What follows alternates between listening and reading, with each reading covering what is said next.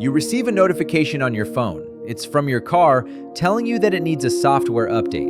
You schedule an appointment, arrive at the dealership, and they tell you it will take 2 hours. While you wait, you flip through magazines about cars that cost more than a house. When you return, the service advisor smiles and tells you everything is ready, but then mentions something else.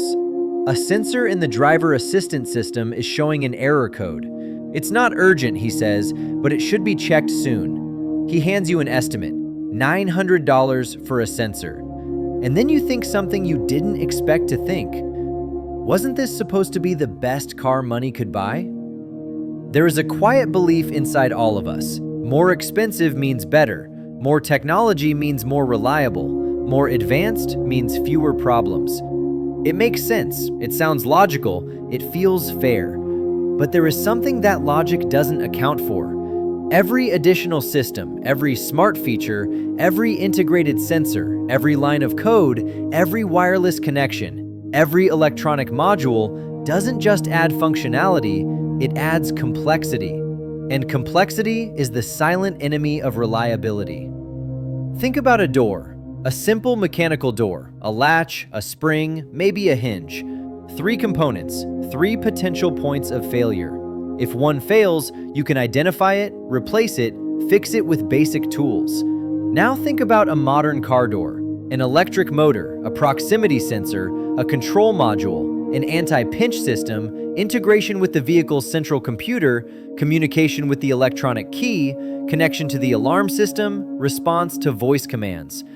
10 components, 20, maybe more. All of them must work in perfect synchronization. If one fails, the entire system can become unstable, and diagnosing which one failed requires specialized equipment, proprietary software, and certified technicians. It's not that the smart door is poorly designed, it's that it is fundamentally more vulnerable by design, by nature. Engineers know this. It's not a secret, it's pure mathematics. The reliability of a complex system is not the sum of the reliability of its parts, it's the product. If you have 10 components and each has 99% reliability, the entire system is only about 90% reliable. Add more components and reliability drops exponentially. This leads to something counterintuitive. A car with less technology can be objectively more reliable than one with more technology, even if every individual component in the advanced car is superior. Not because modern engineers are incompetent, but because they are playing a different game. They are building experiences, integrating ecosystems, creating connected platforms. And all of that requires layers upon layers of interdependent systems, and every layer is another opportunity for something to go wrong. But there's something deeper here, something about how modern technology is financed and consumed. A car is no longer just a product, it's an ongoing service. You buy the car, but you also buy cloud connectivity, map updates, feature subscriptions, extended warranties, maintenance packages, and a continuous relationship with the brand. And that changes everything. Because if the car were only a product, the goal would be to sell it once and have it work forever. But if the car is a service, the goal is to keep the customer inside the ecosystem for as long as possible. And that requires updates, scheduled maintenance, regular diagnostics, reasons to come back. Not because the system is designed to fail, but because the system is designed to require ongoing attention. And that is a subtle but fundamental difference. Now consider sensors. Modern cars have dozens, sometimes hundreds. Pressure sensors, temperature sensors, proximity sensors, light sensors, rain sensors, angle sensors, speed sensors, even sensors that monitor other sensors. And these sensors don't just measure, they decide. They decide when to brake, when to accelerate, when to adjust the suspension, when to trigger an alert, when to intervene in driving.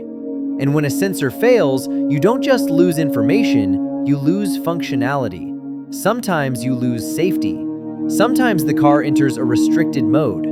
Sometimes it simply won't start. Not because the engine is broken, but because a sensor tells the system that something is wrong, and the system, designed to be cautious, shuts down. This creates a strange situation. the car is mechanically perfect, but electronically incapacitated. And you can't just ignore the sensor because it's integrated, connected, codependent with other systems. You have to fix it, replace it, return to the dealership. But there's something deeper here, something about how modern technology is financed and consumed. A car is no longer just a product, it's an ongoing service.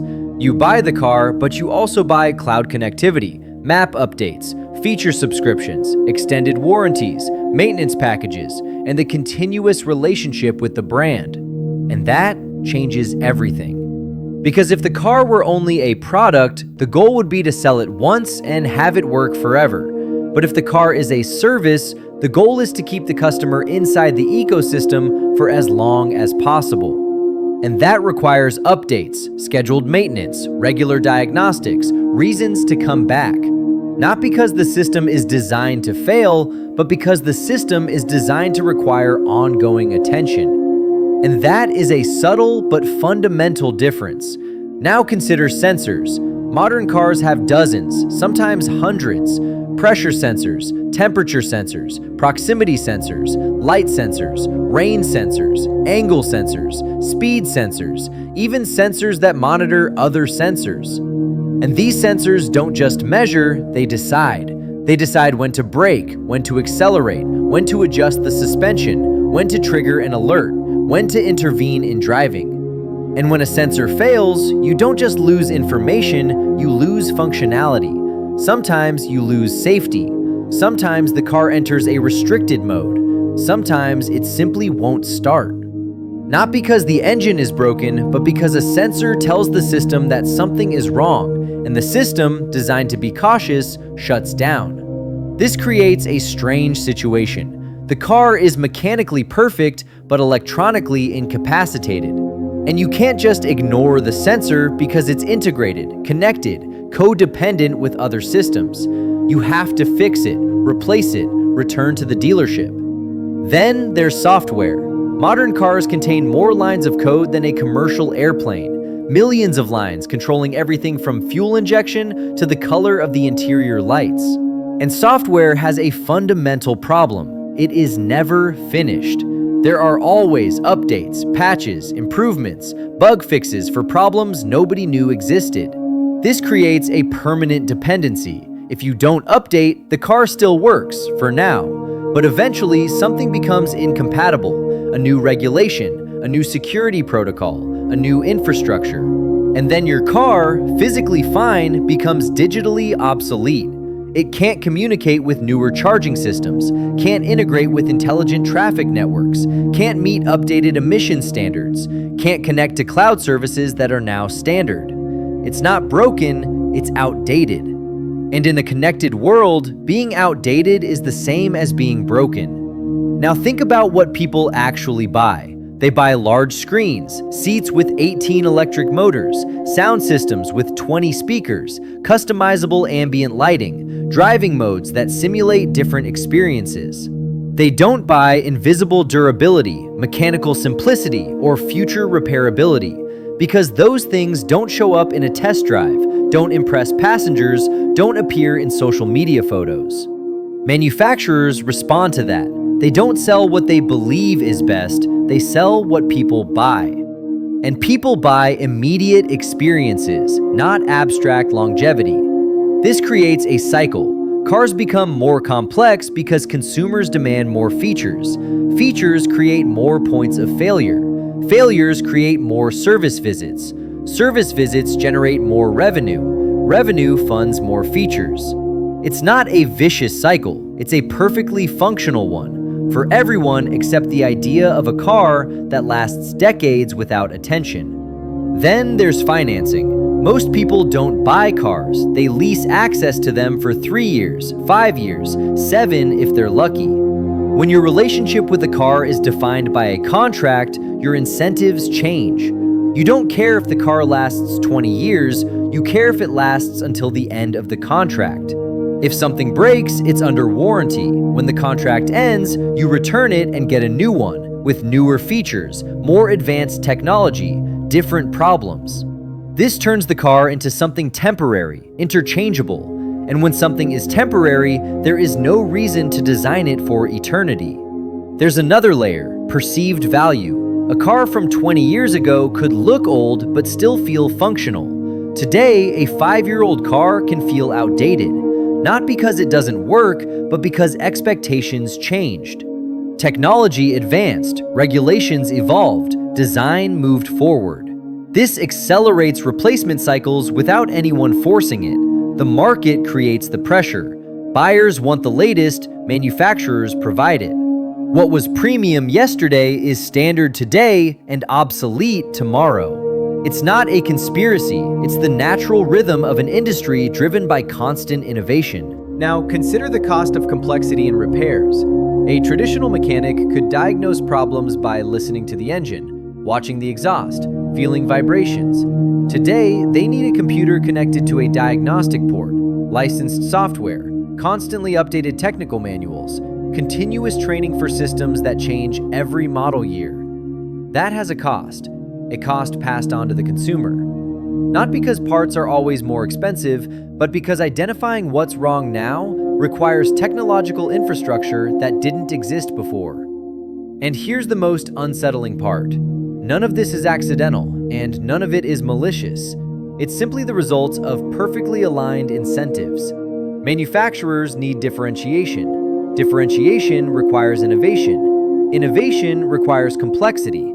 Complexity generates maintenance. Maintenance generates recurring revenue. Recurring revenue funds more innovation. Consumers want the latest technology, impressive features, affordable financing, frequent upgrades. Dealerships need predictable customer flow, scheduled services, replacement cycles. Everyone gets what they want. And the inevitable result is a car that is exactly as reliable as it needs to be to survive the average financial cycle. No more, no less. So let's go back to that notification, that software update, that failing sensor, that $900 estimate. This is not a system failure. This is the system working exactly as designed. Your car isn't less advanced because it needs constant attention. It's more advanced because of it. Because the complexity that makes it impressive is the same complexity that makes it vulnerable. And the next time you see a new car with promises of artificial intelligence, autonomous driving, and total connectivity, don't ask what it can do. Ask how many things can go wrong. Because every feature is a promise, and every promise is a potential failure waiting for its moment. That moment will come, not because someone planned it with malice, but because it is the logical consequence of building machines that do more and more in smaller and smaller spaces with shorter and shorter life cycles. It's not a flaw. It's the design.